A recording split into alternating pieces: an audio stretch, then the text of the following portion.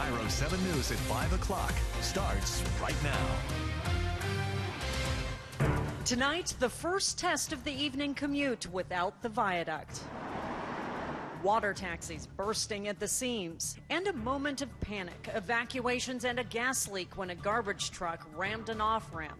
Smells like gas, like it's going to blow up any minute. We are keeping you one step ahead of the viaduct shutdown.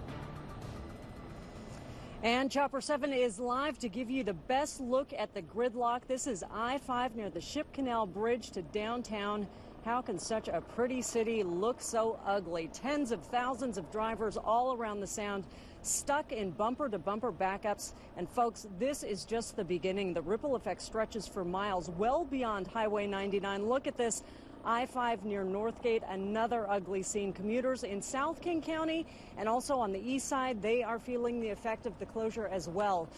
Good evening, everybody. I'm Monique Minglov, and we are bringing you tonight's newscast live overlooking the viaduct because this is a make-or-break moment for the state DOT. The tunnel boring machine Bertha is digging directly underneath the viaduct. Bertha has to travel 386 feet underground, roughly the length of a football field. And if anything goes wrong, the viaduct could stay closed even longer. We have got you covered on every angle of the story, from the effects on the roads to the water to the ripple effect around King County. And team coverage starts with KIRO 7's Allison Grandy. She is live on 2nd Avenue in downtown Seattle. It's been pretty bad for a while, Allison. It has, Monique. We're at 2nd and Spring. Traffic here started backing up about 90 minutes ago. It was clear people wanted to get out of downtown Seattle early.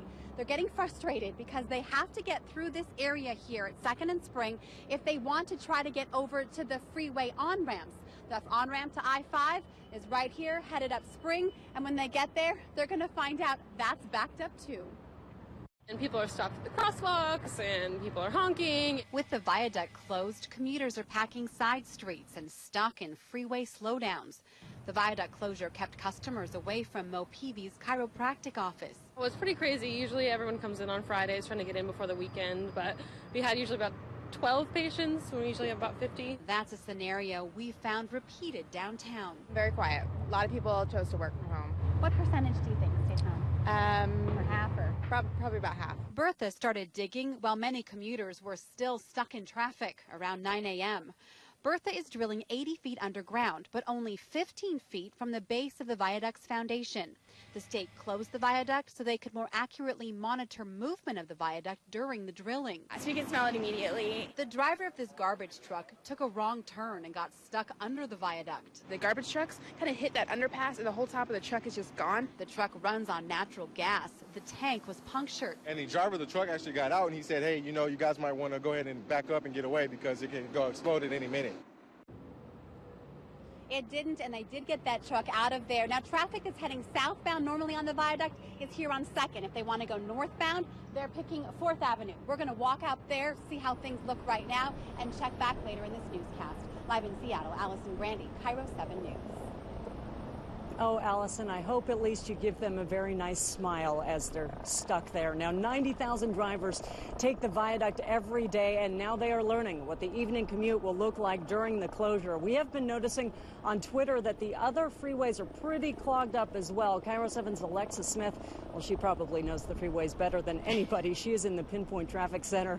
Alexis, when you haven't been on TV today, you've been talking to commuters on Facebook and Twitter. I hope they have not taken their frustrations out on you.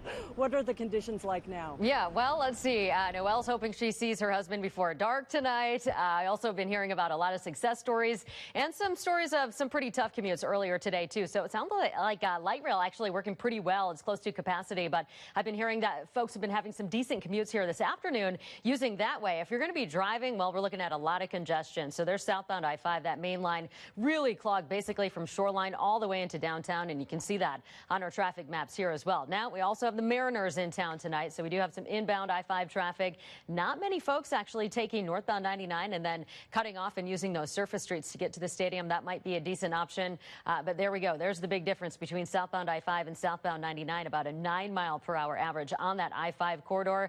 And zooming into what Allison was talking about, we're seeing a lot of red on all of our surface street flows, basically anything south of Denny there. So I do think we've got a few hours to go before we really start to see that let up, but we're learning along with all the drivers here just how this is going to go.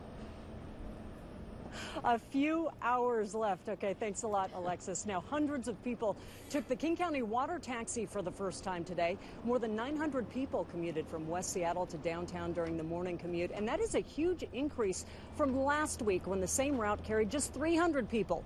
Camera 7's Natasha Chen is going to take the ride back with them. Natasha, it's busy, but I'm hearing there is still some room. Absolutely. We're in line right now for the taxi that's going to leave in about 10 minutes. You can see the line's already wrapped around the corner there. And if you follow me this way, this is where people will actually board the water taxi there. So even though the numbers are high, there are still at least 100 seats left on even the most popular sailings. From Chopper 7 this morning, we saw the most crowded water taxis during the 7 o'clock hour. More than 900 people took the water taxi from West Seattle throughout the morning, more than 400 from Vashon, and there's room for more. I was a little nervous, but because there's a lot of people parked over there, so I was like, this is going to be a zoo, but it wasn't bad at all. It was very easy. I was shocked. But Kathy Wilmering thinks it may not be so easy for the evening commute, so she left for the return trip at 12:30. Many commuters were dropped off at Seacrest Dock, and though there were more than 300 added parking spaces, people came up with other ways to get there without a car. I saw rollerblades. King County Metro said they have every vessel in service during this closure, but that's still not going to help Tom Bloom, who works a late shift. The blue is not standard trips. There aren't any water taxis after 7 p.m. Mondays through Thursdays. Patience. We hope they'll ride us one way, and then they'll have to, maybe take Metro back. Yeah. On those evenings. So there's just not enough resources to keep that up. That's right. That's exactly what Bloom said he'll have to do. Go by bike, by boat, and by bus.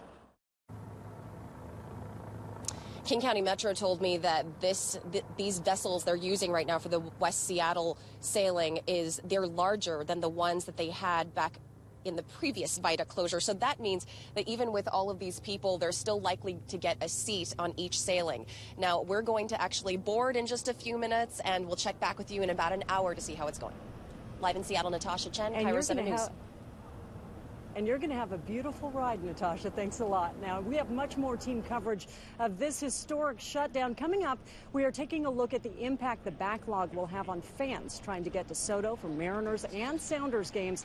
Tonight's M's game alone is expected to bring in an extra 40,000 extra people into downtown Seattle. We have also developed a web page devoted to all things Viaduct. You will get real-time updates and traffic maps detailing the traffic impact.